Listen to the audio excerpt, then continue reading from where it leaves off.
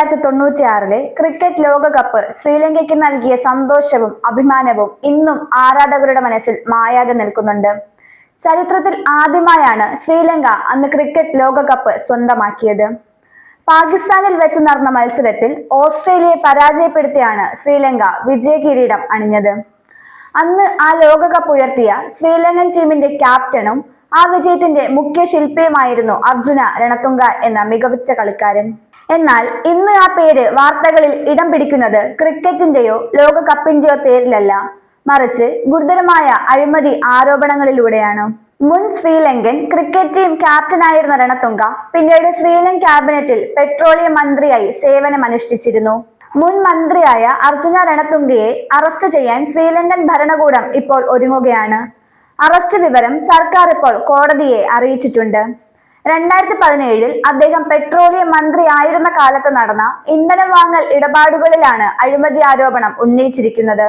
കമ്മീഷന്റെ കണ്ടെത്തൽ പ്രകാരം അർജുനയും അദ്ദേഹത്തിന്റെ സഹോദരനും ദീർഘകാലമായി നിലനിന്നിരുന്ന ഇന്ധന സംഭരണ കരാറുകൾ നൽകുന്നതിനുള്ള നടപടിക്രമങ്ങളിൽ മാറ്റം വരുത്തി ഉയർന്ന വിലയ്ക്ക് സ്പോട്ട് പർച്ചേസ് ചെയ്തതായി ആരോപിക്കപ്പെട്ടിട്ടുണ്ട്. 2017 27 തവണ ഇന്ധനം വാങ്ങിയ കണക്കിൽ 800 ദശലക്ഷം ശ്രീലങ്കൻ രൂപ അഥവാ 23.5 കോടി രൂപയാണ് സർക്കാരിനുണ്ടായ നഷ്ടം എന്നാണ് കണക്കുകൾ. അർജുന വിദേശത്താണെന്നും തിരിച്ചെത്തിയാൽ അറസ്റ്റ് ചെയ്യുമെന്നും കൊളംബോ മജിസ്ട്രേറ്റായ അസാംഗ ബോധരാഗമായെ അറിയിച്ചിട്ടുണ്ട്. മുൻ മന്ത്രിയുടെ മൂത്ത സഹോദരനും സർക്കാർ ഉടമസ്ഥതയിലുള്ള സിലിക്കൺ പെട്രോളിയം കോർപ്പറേഷന്റെ അന്നത്തെ ചെയർമാനുമായ ദെമ്മിക രണതുംഗയെ തിങ്കളാഴ്ച അറസ്റ്റ് ചെയ്യുകയും പിന്നീട് ജാമ്യത്തിൽ വിടുകയും ചെയ്തു. ശ്രീലങ്കയിലും അമേരിക്കയിലും ഇരട്ട പൗരത്വമുള്ള ദെമ്മികയ്ക്ക് മജിസ്ട്രേറ്റ് യാത്രാവിലക്ക് ഏർപ്പെടുത്തിയിട്ടുണ്ട്. അഴിമതി തടയും എന്ന പ്രതിജ്ഞ എടുത്തുകൊണ്ട് കഴിഞ്ഞ വർഷം അധികാരത്തിൽ വന്ന പ്രസിഡന്റ് അനുരകുമാര ദിസനായകെ സർക്കാരിന്റെ നടപടികളുടെ ഭാഗമായാണ് രണതുംഗ സഹോദരന്മാർക്കെതിരെയുള്ള കേസ്.